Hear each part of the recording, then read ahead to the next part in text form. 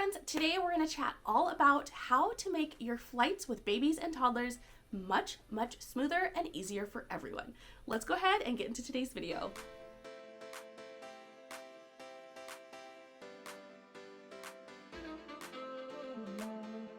Well, hey guys, my name's Corina. I'm a wife and a mama to two little ones who are 3 and 5, and here on my channel I love to share all about our family's adventures. We specifically love traveling to Disneyland in California, but we also love bringing you guys along on our other adventures as well. We most recently came back from a trip to Mexico, which I have a bunch of vlogs up about that, and packing videos and things like that. So when we are not traveling, I love to share tips and tricks on how to make traveling with little ones much easier.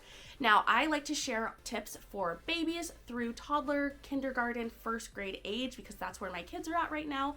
And so that's where I have the most experience. So today we're going to talk all about a few tried and true tips that we use to make our flights with our kiddos much easier. All right, guys, tip number 1 is to take the early flight that makes sense for your family.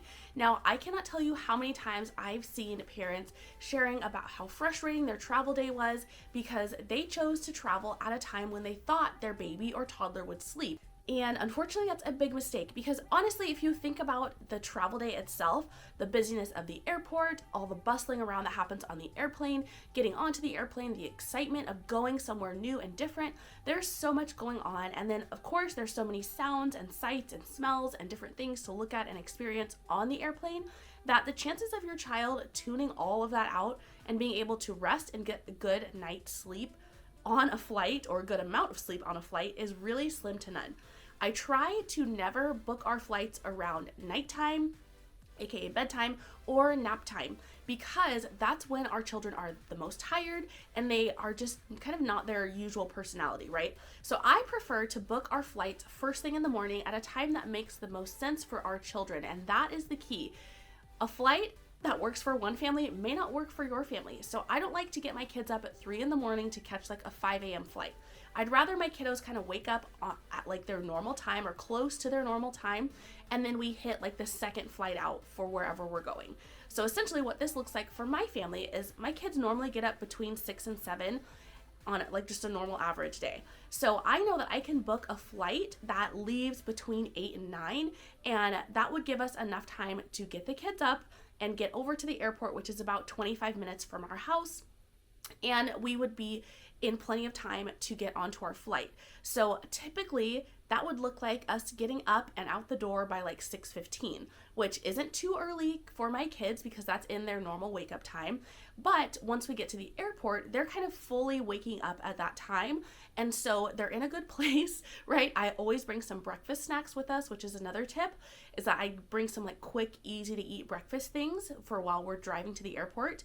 So they're not hangry, right, when we get to the airport. And then it gives us plenty of time to get adjusted and for them to get some wiggles out and get some of that early morning like energy out before we get on the plane.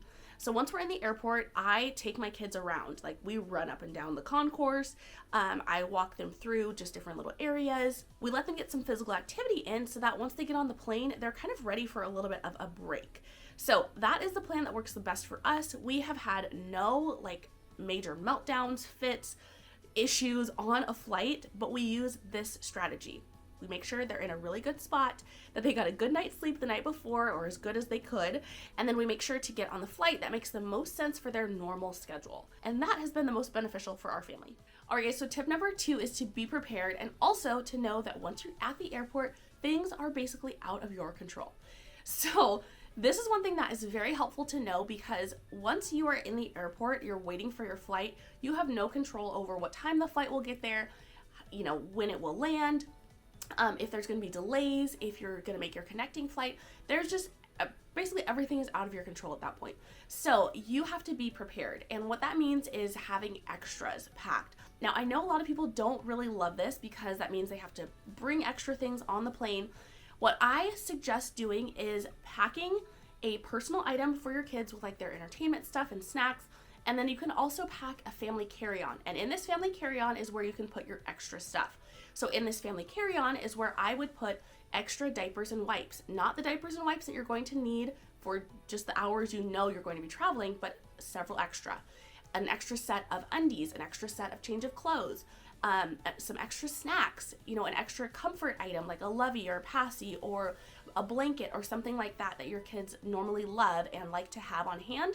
If you happen to lose or misplace the original one that you brought, you want to have an extra that they're already comfortable and familiar with. So having these extras does seem a little, extra, but honestly, it will save you if you get into a situation where your flight is delayed, you have an unexpected, connection flight delay. The thing that happened to us on our recent trip is that when we got up and got ready to leave, we saw that our flight was actually delayed. They had just announced our flight was going to be delayed about an hour and a half.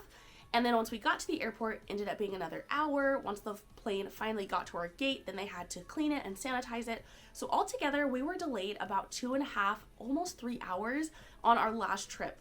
And thank goodness I brought plenty of stuff for our kids. They're obviously out of the diaper stage, but that added some extra time to our travel day, and it meant that I needed extra things on hand. So I was really thankful that I had a lot of snacks and entertainment things, and also changes of clothes for them should an accident have happened. So just know that you always want to be prepared because so much is out of your control, and really what is in your control is having the things that your children are going to need or your family's going to need.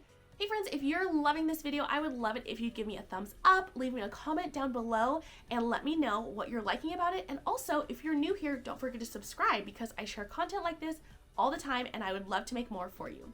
All right, let's get back into the tip. Okay, so tip number 3 is to pack a variety of snacks.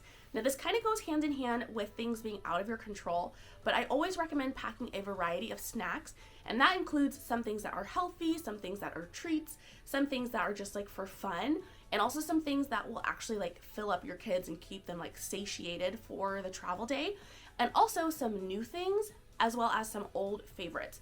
So I've often seen families at travel day and they will just pick up a bunch of brand new snacks and treats and things like that that they think would be fun for their kids to have. And that's fine and dandy, but when you get into the airplane, and that is totally fine, but sometimes you will fall into a situation where your kids see brand new snacks and they're like, well, I don't know what that is, I don't want that, or ooh, I don't like that. And it might be something that you think that they would have loved, but if you haven't packed any of their favorites, then you're kind of up a creek. So you want to make sure that you pack a good variety of things. I also recommend packing things that would make up a meal for them. So if your kiddos like cheese and crackers, pack some cheese and crackers in a little cooler pack. If they like a sandwich, make a sandwich for them. Pack some fruits and veggies, all different types of snacks. You also want to have some crunchy stuff, some sweet things, some things that are a little bit of a treat, things like that. But pack a good variety so that you don't land in a situation where your kids either don't want to eat what you brought or they just want their old familiar snacks. They just want some Cheez-Its, So always make sure that you are packing some of their favorites and also some things that could be a little new and exciting for them and some things that will actually keep their little bellies full.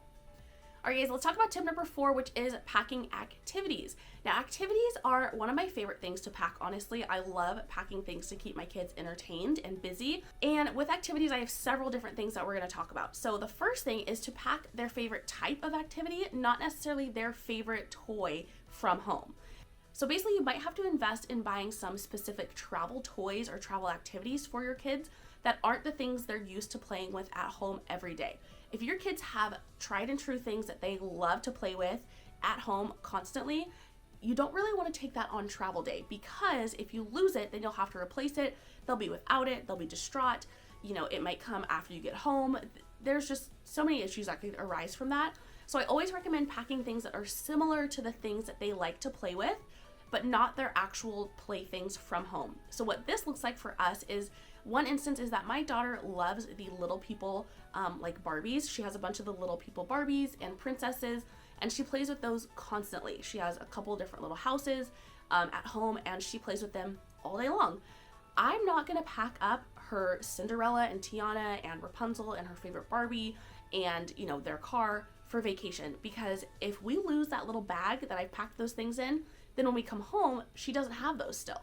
So what I'm going to do is I'm going to pick out some really inexpensive little dolls that kind of replicate that type of play that she would do with those little people, but it's something that is inexpensive and that if we lose it, I'm not crying, she's not crying, it's not the end of the world, it wasn't a huge investment. This brings me to the second point in packing activities, which is to pack some new things that they have not seen before. So what I like to do is go to the Dollar Tree or the Target Dollar Spot and pick up some new items for my kids that they have not played with before. So talking about the last example with the Little People dolls, what I would do is go to the Dollar Tree and pick up some little toys and figures that they have. They always have a variety of these and they rotate them out often. So they rotate through different types of figures pretty often, and you can even find some things that your kids already know and love. For instance, they will have Paw Patrol characters, they've had Minecraft recently, they have like Disney ones pretty often, so Minnie and Mickey and Daisy, some of their little buddies. They've also had like My Little Pony. So you can get a variety of different types of toys that your kids will like, that they're kind of familiar with. You could also do something where you get just like generic things. So the Dollar Tree will have like little baby dolls. I could get one of those for Ella and she would play with that in kind of place of her little people. So things like that would be things that they've never seen before, that are brand new to them, but they are familiar with like how to play with those things and they're comfortable because that's what they like to play with at home.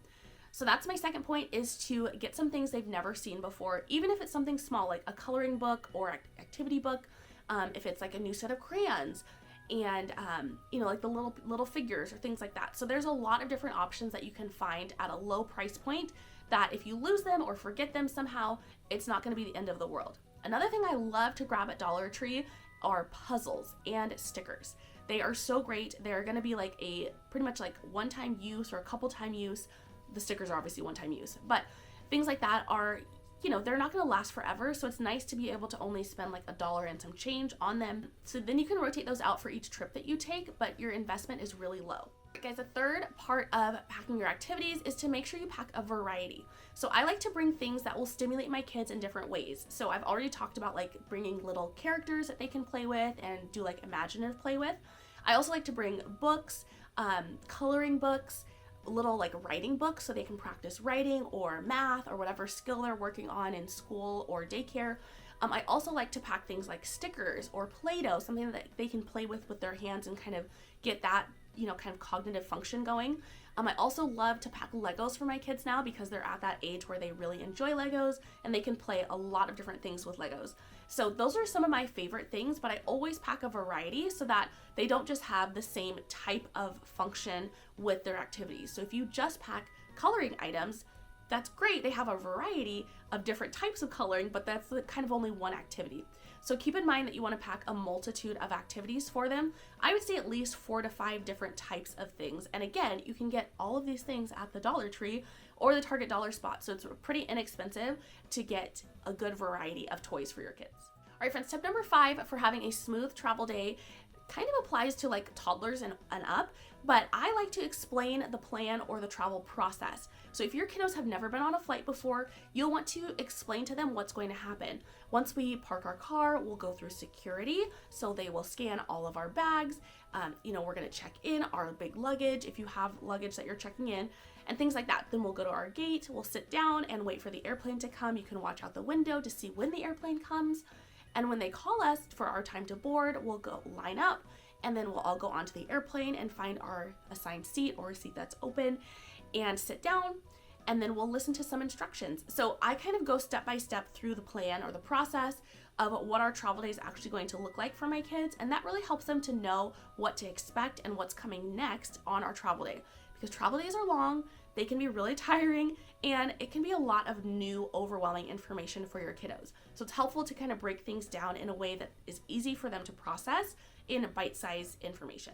Tip number 6 is to bring water bottles and a sippy cup. And I recommend this for your toddlers and up. For babies, obviously bring a couple of options for bottles. But why I recommend at least 2 is that number 1, I always pack a bottle for my kids to drink water from. I love the Simple Modern water bottles. They have the little like flip up straw. And what I do with this is once we get through security, we fill up their waters at the water fill station, or you could, get water from like Starbucks or something if you want. But we fill up their waters, and then once we're on the plane, we lift up their little straw so that they are vented. Now, you want to make sure you do this as soon as you are in your seat, because as soon as they close the doors to your airplane, it is going to pressurize the cabin.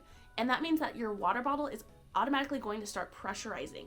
And if you wait until you are in air to open up that water bottle, you're going to get a geyser that shoots out of that thing and gets everyone wet, you, your kids, everyone around you. It's kind of a mess. So you want to make sure you vent your water bottle before you are taxiing on that runway. So I always make sure to do that as soon as we sit down, and then I put the water bottle in the seat back in front of us and just have it propped up there, and to make sure it doesn't, nothing's gonna leak or spill or anything like that. The other thing I love to bring with us, especially as my kiddos have gotten to like toddler stage, are the Good to Grow cups. So we love to bring the Good to Grow cups for our kiddos. They each get to pick out one cup for our trip, and they pick out the character that goes on the top, and then we bring that with us on our trip. And what's great about this is that these are empty cups. So we have them drink the juice before the trip, and then we bring it through the airport empty. And once we're on the flight, they can choose to get a fun drink, is what we call it. You can get a fun drink while you're on the flight, and then we put it in that Good to Grow cup. The great thing about these cups is that they do not leak, but they require your kiddo to suck on the little spout in order to get that liquid out, which that will help them to alleviate some of the pressure that can build up in their ears. Obviously, they can't chew gum yet, and so it's nice to have something that they can use to relieve that pressure. So that is why we always bring those Good to Grow cups. Number one, it's something that the kids can pick out, and they get, some kind of say over which character they have. So that's fun for them to know that, like, oh, okay, my Minnie Mouse or my, my Sully cup is going to be in my backpack for me, and I can get a fun drink on the airplane, and I'll get to use that for the trip. So that's a fun part for them, but also it's really important to make sure they have something that can alleviate that pressure that builds up in their ears. Another thing that we do bring are lollipops, but what I found is that sometimes my kids just don't want a lollipop.